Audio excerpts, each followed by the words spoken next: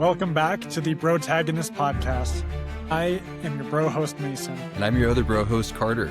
And we're glad to have you for episode 6. It's going to be great. We are talking about Harry Potter and the Sorcerer's Stone, which has been highly requested amongst our viewers and listeners. And we couldn't be more excited to get into this series. Book 1, Harry Potter and the Sorcerer's Stone. This is my collector's edition from my sister Kennedy. Mason's reading this series for the first time. Is that right? First time. Okay, this is Mason's first time reading the series. He's a couple books in. I've read this series a couple times. I have a friend who's actually read this series 18 times. And I said, that's crazy, Joe. People love this series. And I know I do, but today is kind of focused on the Sorcerer's Stone. So that's what our book breakdown is going to be on today. After that, we're going to get into a mythic matchup between Sirius Black and Severus Snape, which they never dueled on screen, and I don't think they did in the books either, but I can't recall. And there's a lot of history, a lot of bad blood there, a lot of emotion. That'll be a good one to talk about. And then we're going to do one of our other segments called Hot Takes, and that will also be Harry Potter related. And then we are going to do a Watchtower review. Mason and I are going to ask each other a couple questions about the Harry Potter cinematic universe. After that, I have a weapon of wisdom for everybody, and Mason will take us away with a conclusion. And that brings us to, what are you currently reading right now, Mason? Well, I finished Empire of Silence, which was book 1 of the Sun Eater series. Without going into too much detail for it, I gave it a pretty fair rating, not super high, not super low. I'm trying to think of the best way to say this. It's good.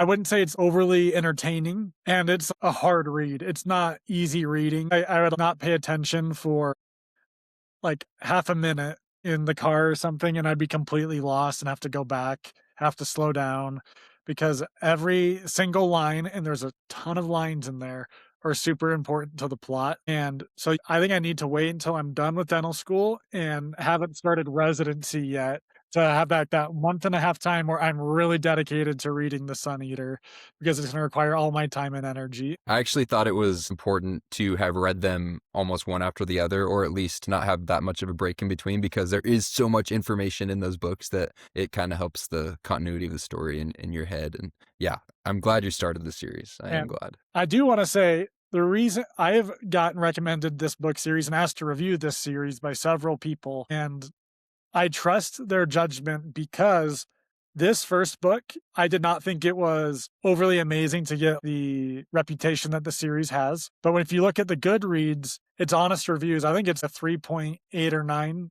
star on Goodreads, which is actually very low for a book, for a series of this caliber and for books that are this famous, which makes me believe that the other books are going to get better, because those ratings are substantially higher. And I've also just had enough people say that this series is amazing. And the reason why I don't believe it for others is a series that shall remain nameless, Throne of Glass, that I read the first couple of books, and all of them are rated right around 4.5 stars. And I'm like, this is not 4.5 stars. And people say they get better. I don't really believe it. That's why I believe that The Sun Eater is going to continue to improve, and that we're just starting, and it's going to turn into something amazing, and I'm excited to read it. People that finish Sun Eater, including myself, a lot of them say it's their favorite series. So you finished Sun Eater. What are you starting now? I am like 2 chapters into Goblet of Fire. Perfect timing for today. Perfect. And that's the longest Harry Potter book. I thought it was Order of Phoenix that was longest. Is it Order of the Phoenix? Okay. I just remember it getting really big all of a sudden and yeah, it was intimidating. Like, I know, it's like the other small, and then this one's enormous.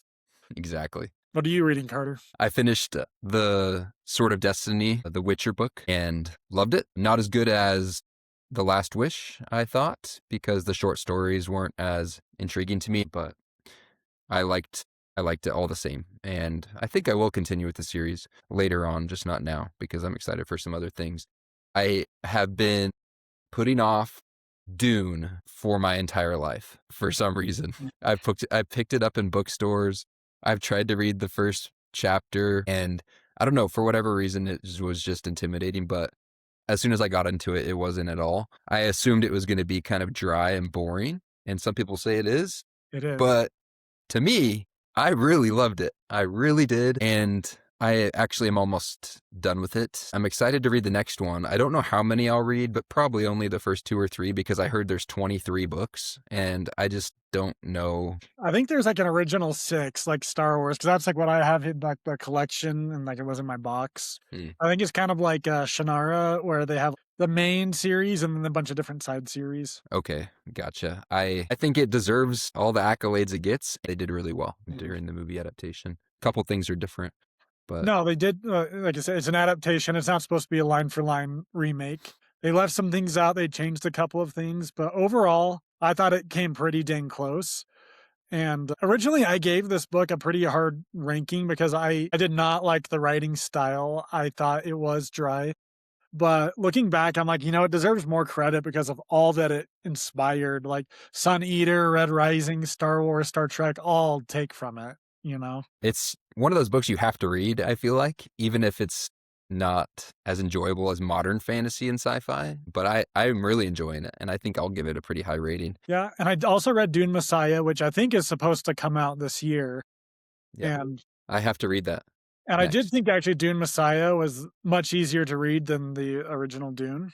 And I think they should be able to adapt it very easily. That movie releases in November, I think. It releases on the same day that Avengers Doomsday comes out, and they're calling it Doomsday. I don't know if that's like just like fun to see like, oh, who's gonna get more, or just like suicide, just because like Marvel is just so much bigger than Dune. I think it will be interesting to see who does better. What one will you go see first? I think I'd see Dune first, partially just because like I'm curious to see what they do with it. I've read the book. Without spoilers coming out, there is supposed to be some actors returning in some capacity that I am excited to see. And I'm a little bit over the Marvel stuff. I haven't liked the most recent phase. Doomsday does look like it's going to be unbelievable, and I'll see it, but I don't know if I'm going to rush to see it. I think I'll see both of them that week, but I think I will see Dune first. That brings us to our book breakdown for Harry Potter and the Sorcerer's Stone. Some people say Harry Potter and the Philosopher's Stone. Usually in the book breakdown, we do a spoiler-free-ish version,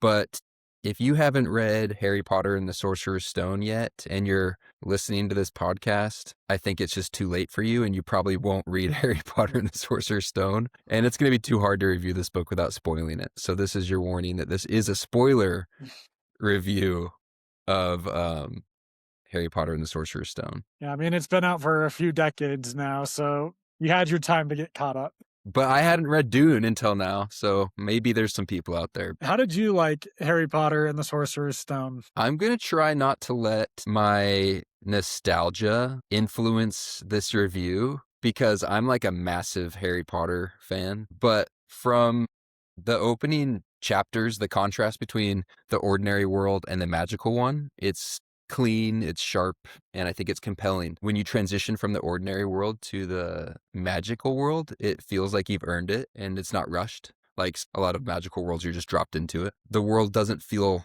very complicated. This is a children's book, so it doesn't feel very complicated on purpose. It feels very inviting, and I think that that's a huge reason of why the series exploded. Yeah, it's very easy reading, very easy to follow, very enjoyable to read. You get into it right away. You're interested in the wizarding world. Characters are enjoyable. It's fun, serious, but it's also not too serious yet because it is like a kid's book at this point. And even already seen the movie, already know what happens. I had a lot of enjoyment going back and reading it. And that's kind of why I've been cruising through a lot of Harry Potters recently, is I've found the books really enjoyable and want to go into it again. It's almost like you can watch the movie slowly in your head as you're reading it. And also, it's fun because you're getting little morsels that aren't in the movies that make it rewarding. And this fantasy is like foundational for our generation. And so we have to talk about Harry Potter. But you could definitely read this as an adult and just love it, though. Yeah. This is a cozy fantasy. This, it's not like an epic battle fantasy, not grim dark, not morally gray chaos, but it's cozy. It's candlelit halls, secret corridors, hidden mysteries, and a sense of wonder.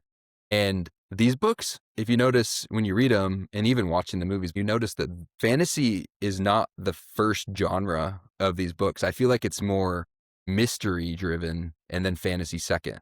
Like the world they're in is fantasy and there's magic, but it's a mystery. Every book is its own mystery. There's danger wrapped in charm, but they're trying to figure out in the first book, oh, who stole the Sorcerer's Stone? And the whole time it's leading up to that. And the second book, like who opened the Chamber of Secrets? It's always a mystery, and I like that. Something that I don't know if I like this or dislike this, or if this is just the way that it is, but I almost feel, especially Sorcerer's Stone and Chamber of Secrets are this way, especially Sorcerer's Stone, is that the bigger plot of the Sorcerer's Stone is almost like a side plot where it feels like most of the book is Harry's going to school, he's making friends, he's joining the Quidditch team, he's learning what magic is, and that's kind of like really fun, and I think that's how it relates to like the kids section is like, oh yeah, look at all these like fun, wacky adventures are going on. Oh, and then something big happens at the end. So I felt like those plots weren't overly important to the stories. Like they didn't make up a big bulk of the book. Yeah. Where even Prisoner of Azkaban was a little bit that way, but it definitely starts leading more into, okay, there's a whole bigger thing going on here. Exactly. And something that J.K. Rowling does really well is pacing. The books aren't longer than they have to be. The structure of the books is actually deceptively tight. There's setup, discovery, school integration, slow burn mystery, and then final act of escalation. And they're actually very tight. And for a children's book, that's pretty impressive, actually. Yeah. Do you have any complaints about this book or any like criticisms? You've read it more recently than I have, so I'm just looking through the book again. So it's hard for me. Like I said, my nostalgia really overrides any criticisms I have for the book. But do you have any criticisms? I would say this is for the series in general, but especially this book. I feel like we're going to get deeper and deeper with each book. It's very one-dimensional. It's very straightforward. This is what's happening. We're going there. We're doing it. This is what's happening. We're going there and doing it. This is who Harry is, and nothing's going to really change. The personalities aren't like, they're fun characters and like they have personalities, but it's not like they're overly developed or complex characters. Like Harry's, I know it's going to get deep later, hasn't hit super deep yet, but his arc is his parents died. He's the boy that lived, and it doesn't ever really grow past that. There's not like there's a ton of depth there. They don't really poke into Harry's pain that much. And that makes sense because it's a kid's book.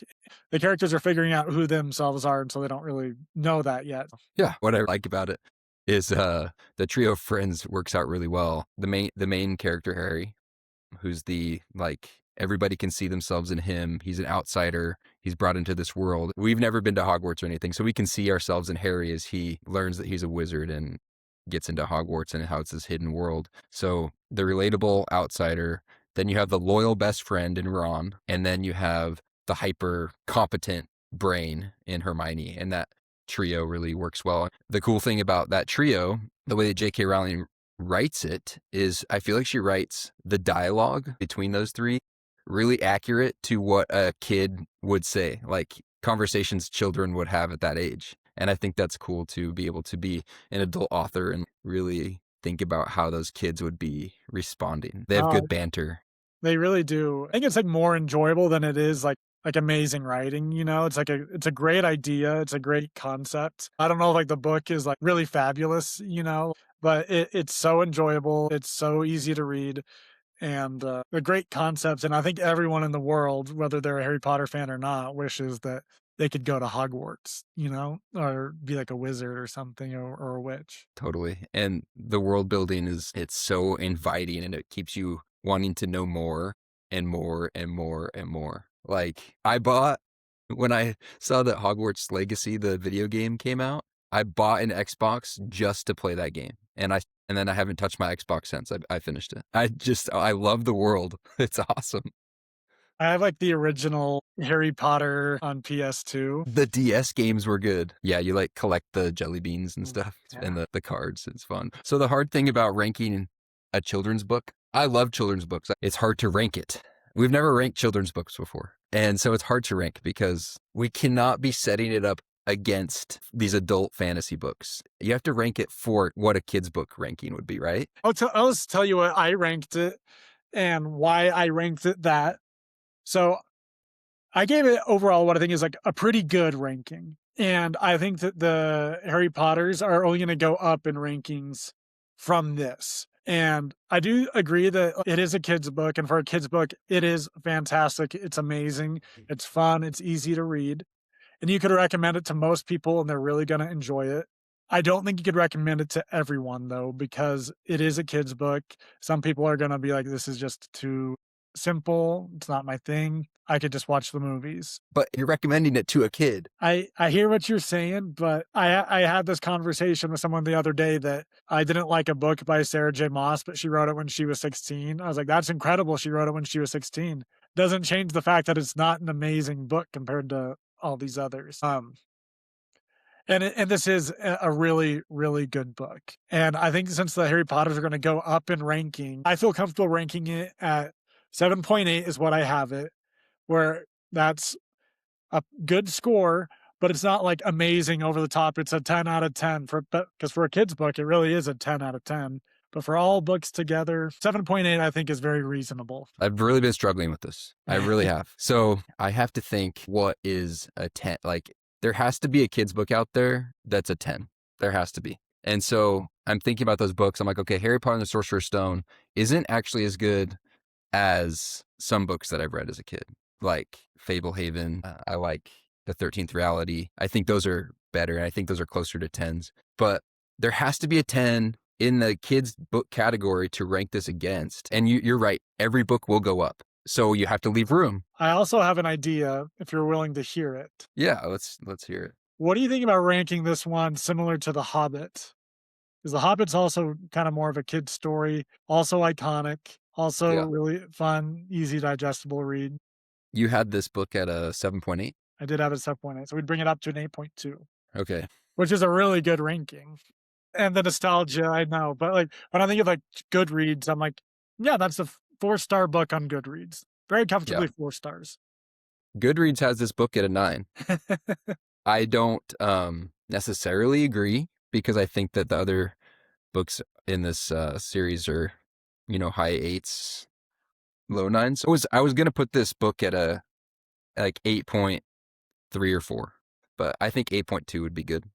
I think putting it on par with The Hobbit is pretty appropriate, because I would say The Hobbit is overall a better book, but I think The Sorcerer's Stone is an easier read and like a little bit more fun. It means a lot to modern day culture. The Potterheads are diehard. I'm a Potterhead, dude. I'm having so much trouble with it. It's tough to rank a kid's book. If I was, but I like 8.2. I think that's a very respectable score. There you have it, folks. The official Bro-Tagonist ranking for Harry Potter and the Sorcerer's Stone is 8.2. And please ignore that Mason needs a whole new set of Harry Potter books. Like, look at my Goblet of Fire. Oh my gosh. So in my restaurant, I cleared out a cabinet back where the servers and hosts and bussers are, and I put Moe's employee library, and I went out and bought a bunch of books to put in the library and made a log sheet. And really, I was just putting my favorite books in there, trying to get people to read them. But I went to the antique shop and found like the whole series in hardcover for Harry Potter. They were great. It was awesome. It was a great find. But these are really great when I'm going to start reading this to my little boy as soon as he can understand English. It has all these great pictures in it. I can't really. Anyway. We love like nice copies of good books. Well, listeners, that brings us to our next segment of the Bro-Tagonist Podcast, the mythic matchups. Today we have Sirius Black facing off against Severus Snape, and I will be taking the position of defending Sirius Black, and Carter will be defending Severus Snape. And I want it to be known beforehand, Carter knows a lot more about Harry Potter than I do. I have an upper hand in Lord of the Rings. He has an upper hand in Harry Potter. And so if I happen to lose this mythic matchup, it's because I just don't know enough. But to be fair, we both said we could defend either position. We'll put it up for a vote on our socials. Let's set the stage. So this is a wizard's duel. A wizard's duel, like in the Chamber of Secrets, where Severus Snape and Professor Lockhart are teaching the students how to duel, a wizard duel. And so basically you're standing a certain distance apart and you have your wands. And so that's that. I'm just going to start off by saying we only get a tiny glimpse of Severus Snape's capabilities in the films and even in the books. But we do learn some things about him that I think are going to be very important in this duel. Do you mind if I start? Go ahead. So, first of all, we learn that Professor Snape is a potion master, and there are a lot of things you can do with potions. There's Endurus potions that basically make you indestructible for a certain amount of time. There's healing potions, so you can get your health back up. A lot of things you can do with potions. He, as we all know... Are we allowing potions? Are we allowing blood doping before this duel? Okay, well, forget about the potion master thing. No doping. No doping on potions, but it does go to show just how smart he is, and that he is a potion master, maybe the best of the era. He, as we know, is proficient in the dark arts. Sirius Black won't be using any dark arts spells. This is a fight to the death, so this isn't just like a nice friendly duel at school. No, there's a lot of emotion behind this one. Fight to the death, dark arts proficiency. He can use all of the unforgivable curses, but I do trust that Sirius Black can block the curses. But some spells are going to hit.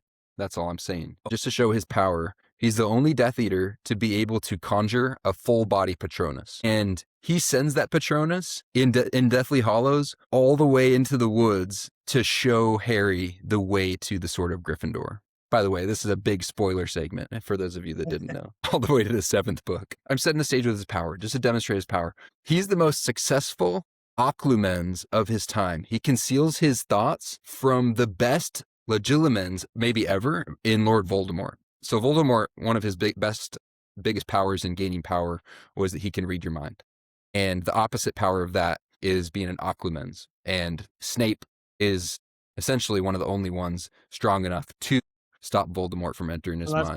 That's why Dumbledore asked Severus to train Harry on how to do it. Exactly. And I don't know if that's helpful in a duel. Probably not. But let me pass it off to you, and then I'll get back to some other points about Snape. So, with some of the things you just said here, I think there is definitely a case to be made that Severus Snape is a better overall wizard, but I don't think he's got Sirius beat in a duel in combat. And like I said, as far as books, I've only read until Prisoner of Azkaban, and then I've seen the movies. But in Prisoner of Azkaban, we learn, and spoilers alert, that he wasn't born an animagus. He finds a way to create himself into being an animagus, and him, Peter Pettigrew, and James Potter are all able to keep that off the radar, and is constantly dealing with his friend the werewolf and keeping him at bay so he doesn't hurt anyone or himself on the full moon. Have you looked up how you become an animagus? I have not. It's crazy. All the effort and time it takes in to becoming an animagus. So props to him, actually. They're very with it. Yes. And on top of that, he escapes Azkaban prison, the only wizard to ever do it without a wand. And so he's able to use pure willpower and his innate magic abilities to get past the Dementors and escape Azkaban prison and remain undetected for a very long time. So also made the Marauders map. So those are some of Sirius's abilities, so setting the stage for what they're capable of. What they're capable of. And just adding on to that, when they graduated from Hogwarts, they were saying that Sirius was almost just as good as James, and James is definitely better than Severus. And I think if you're looking at raw power and innate ability, you got to give it to Sirius over Snape. Snape might have learned more discipline and strategic and more precision, but when it comes to raw magical power and potential, I think Sirius has him beat. I couldn't disagree with you more on some of the points you just made, but you are right. I do think that by raw power, what he was born with, is possible that Sirius is more powerful because he comes from a pure blood line. But that doesn't necessarily mean you're more powerful than a mudblood. So Sirius may be more powerful raw power, but Sirius was in prison for 13 years, not honing his powers. He's been without a wand, like you said, not being able to practice magic for 13 years. And you might say later that he can use his animagus form in this duel to throw him off. This is a fight to the death. He can rip his throat out, but he can't use magic when he's in an animagus form. So maybe if he gets close enough, he can do something, but I trust in Severus Snape's wand ability. Do you remember in Half-Blood Prince in the movie where Harry's like chasing after Snape, just like so mad, he's like trying to cast spells at him and everything, and every single Harry Potter, the chosen one who defeats Voldemort, is not even able to scratch Snape. Another thing is he faces off against McGonagall, Flitwick, and Professor Sprout in a 1v3 duel, and he gets away. He invented 7 spells while he was at Hogwarts, and it's hard to deflect a spell that you don't know. Remember how devastating Sectum Sempra was? Devastating. That's the spell I think he's going to be going with that's going to be the finisher on Sirius. Kind of my slam dunk is Sirius stated, as a first year, Snape knew more jinxes than most 7th years. In his first year of school, he knew more spells than people that were graduating. So that's just something to consider. I don't think Harry Potter is that great of a wizard, so I think being able to beat, like a full-grown man being able to beat like a 6-year, Harry is the equivalent of a high school junior at that point. I'm just trying to think about myself boxing like a 17-year-old kid. Even though they're probably way more athletic and in shape than me, I could just, pump them easy because I'm a grown man and so much stronger. So Snape beating Harry to me is not impressive. Hey, it's magic v magic, man. Like Harry defeats Voldemort. He becomes an Auror. He's like one of the top prospects in the school. Harry's okay. But I don't think Harry was like at that time it's super exceptional that Snape beating him was that impressive. Does Snape have any big dueling victories or magical victories over anyone in the books or movies? Because at the very least, we can say that in the Ministry, Sirius took down a few Death Eaters, including Lucius Malfoy. And it was only a surprise attack from Bellatrix that beat him. Yeah. So we know that Sirius is going to lose in like a 5v5 duel. He got smoked by Bellatrix and went right through the veil. But 1v1, I don't know, I think it's a great fight. And I can't point to any duels out of the books. The times you see him being bullied in school, it's 4 versus 1. And he's the Half-Blood Prince, man. I mean, I don't know how he got the nickname, but he must he gave it to himself. That's what I'm confused about, is I don't know. So maybe someone can answer that for us in the comments. What is he the prince of? I think there's one more really important thing we need to talk about that might throw this fight. For the most part, they're pretty equal. This is a good fight. Sirius has the raw power. Snape has the brains and the creativity. They both have different tricks up their sleeves. But Sirius was Snape's bully. I think there's a mental edge there. And I also think Snape is going to be angry and kind of like not quite as sharp as he usually is because he's like, I get to finally take this all out on my bully. The other side of that is I think he's been thinking about beating Sirius and what he would do in a duel his entire life. I have one more thing to say. Harry totally knocked him out in Prisoner of Azkaban. He lost to a third-year Hogwarts student. Snape shows up to catch Sirius Black, and Harry just Expelliarmuses him. Yeah, that's true. That's not a duel setting. I also think that Snape, there's no way he thought that Harry would cast a spell at him. He thought that Snape comes in thinking that he's saving the kids from a werewolf, and then like the kids turn on him and just like shoot him essentially into the bed. That's such a good scene.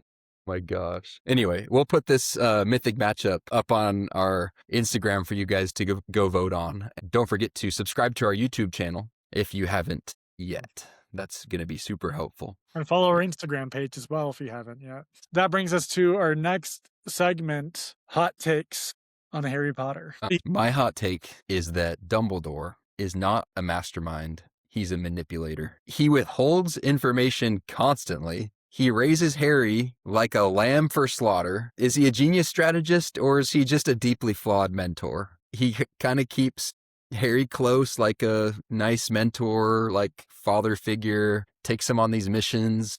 But really, his end goal is just to defeat Voldemort. He doesn't really care for Harry.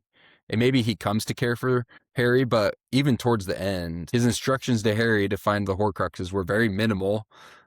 And he's using Harry's like almost blind love for him to accomplish his end goals, which coincidentally happened to be Harry's end goals. It seems authentic in the movies and books, but you get to the end and you hear him talking to Snape and you're like, was he just manipulating Harry this entire time? But in the end, he did give him the resurrection stone, so he did have a plan for him, but very manipulative, you could say. I get what you're saying. It's a little bit of both. I do think he actually cared for Harry and wanted Harry to live and, have that life and did care about him. But at the same time, he needed to use Harry to beat Voldemort. I think you can care for somebody, but still manipulate them. I actually think the people that we manipulate most are the people we care for the most. And there could have been more of a partnership there. And I understand that Harry couldn't protect his thoughts. I mean, that's a great reason to keep stuff from him.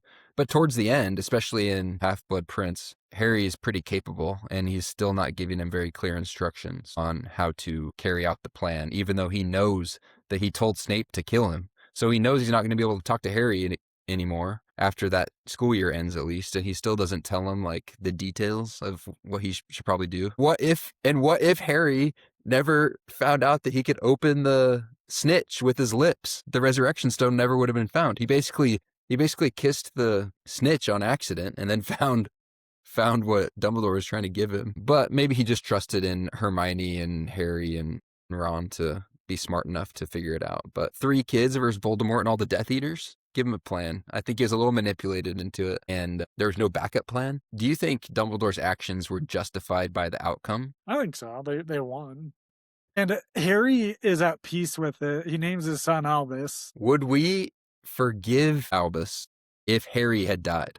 Would we forgive Albus? I mean, he led him to his death, essentially. He wasn't Albus's responsibility, but I have to have a hot take on here, and I think that he is a little bit of a manipulator. But I love Albus. Come on. He's great. And I'm sure all of his reasons were justified. But okay, I like it. I thought of another hot take. At least so far, I have found 2 pretty major plot holes in Harry Potter. Let me see if I can try to explain them away, because I would actually argue against my own hot take, but I'm going to give that hot take anyway. But let me see. So I still don't understand, and I've seen the movies several times. They've mentioned it in the book.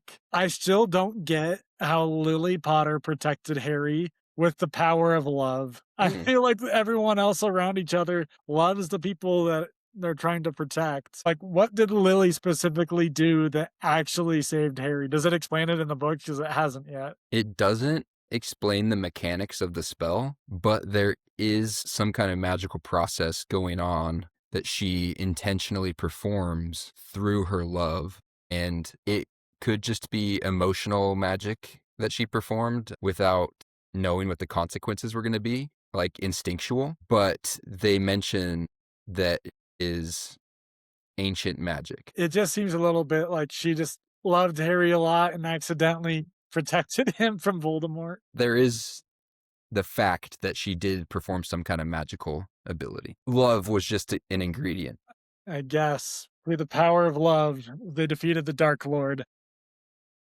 Hey, what's a children's book without the message of love being the ultimate weapon? The other one that I don't get, that I think is a pretty big, what the heck is, how come when Voldemort dies, he becomes like that weird little blob thing? And how the heck does Peter Pettigrew find him? From what I understand, the Avada Kedavra curse rebounds off of Harry because he's protected by the magic of Lily.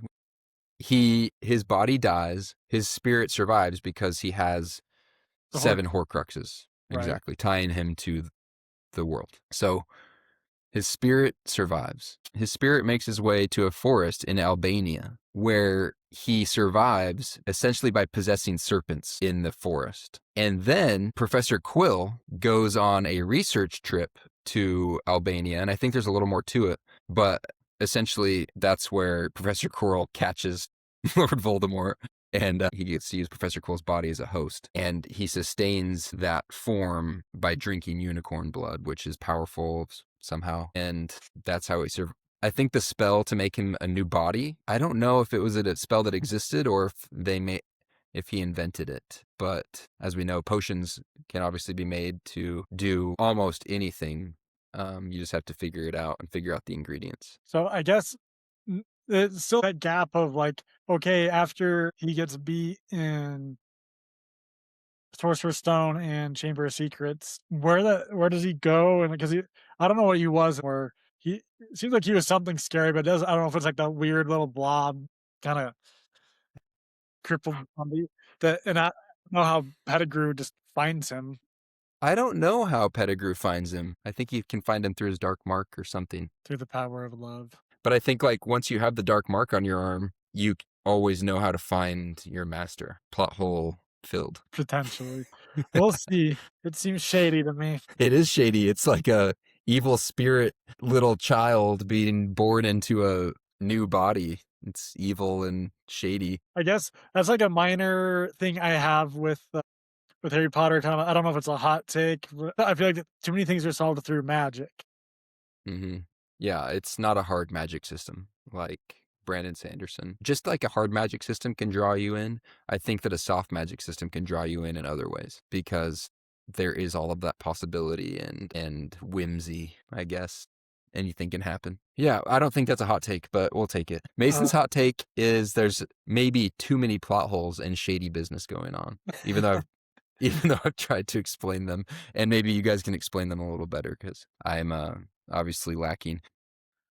That concludes our hot take segment and brings us to our Watchtower review. This Watchtower review is really just Mason and I asking each other a couple questions regarding the films.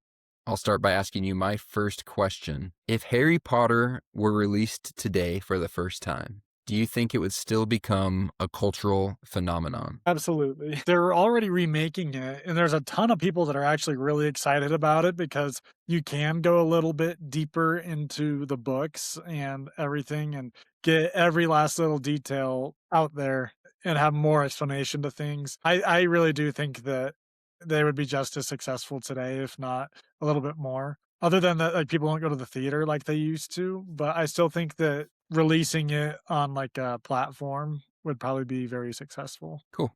Okay. Who do you think was the best cast character in Harry Potter? Voldemort did really well. Dumbledore did really well. Honestly, Professor Snape. Snape was good.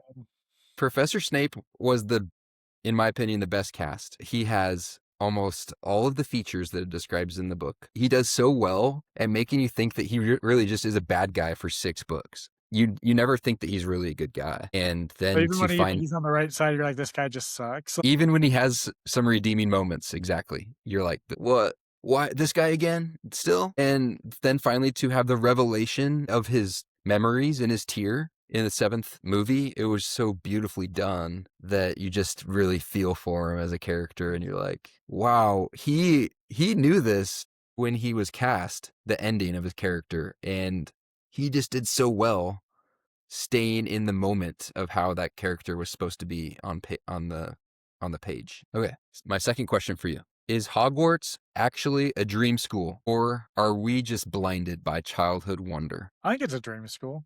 It's a little bit of childhood wonder, but at the same time, it's a place where food instantly appears. They have a lot of artwork. Even if like there's no magic there, it's still a beautiful place overlooking the water. You have these flying broomsticks and playing sports on them. Like I think it'd be like so fun to be there. It's also a place where a troll can come in the school and kill you, and you can fall off a broom and die, or the stairs moving in the corridor, you can just move as you're about to step off. So safety standards are a real There's a issue. giant snake in the plumbing. So it is actually a dream school. I think so. I think I would really enjoy being there. Of course, it has like, the weird Hogwarts quirks of, troll sneaks in every now and again, and there's a 3-headed dog and the Forbidden Forest right on their doorstep. Does that suffice as an answer for you? Yes. All right. Okay. Who do you think was the best one to portray Albus Dumbledore out of the 2 actors in this series? Richard Harris was the original Dumbledore, and I think he was probably more accurate to how the books portray him in the kind of like every way, even like what he dressed, like wore, like in the books. But I thought Michael Gambon was just like more spry. But what do you think? I actually agree. Dumbledore is written much more personality-wise like he portrays in the Sorcerer's Stone and Chamber of Secrets. In the books, he's much more similar. There's always that infamous scene where in the Goblet of Fire, where in the books, Dumbledore comes up to Harry after finding out that his name was put in the Goblet of Fire. And in the books, he's like, Harry, did you put your name in the Goblet of Fire? And then in the movies, he runs up to Harry, grabs him by the robes, and is like, Harry, did you put your name into the Goblet of Fire? And so it is an adaptation, but I like the take. I like how he did it in the movies, actually.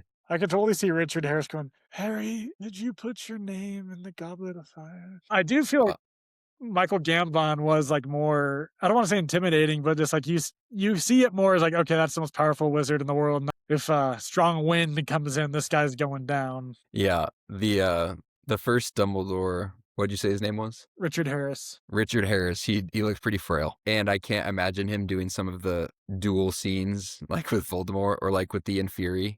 I can't imagine it, but I'm sure he would have done fine. I like Michael's portrayal of Dumbledore. I like his interpretation of the character better, even though it wasn't as book accurate. Yeah, that's kind of how I felt too. But I also haven't read the books yet, so maybe I'll change my opinion. My third and final question for you for this segment. What is the most morally complex character in the series and why? You got to think.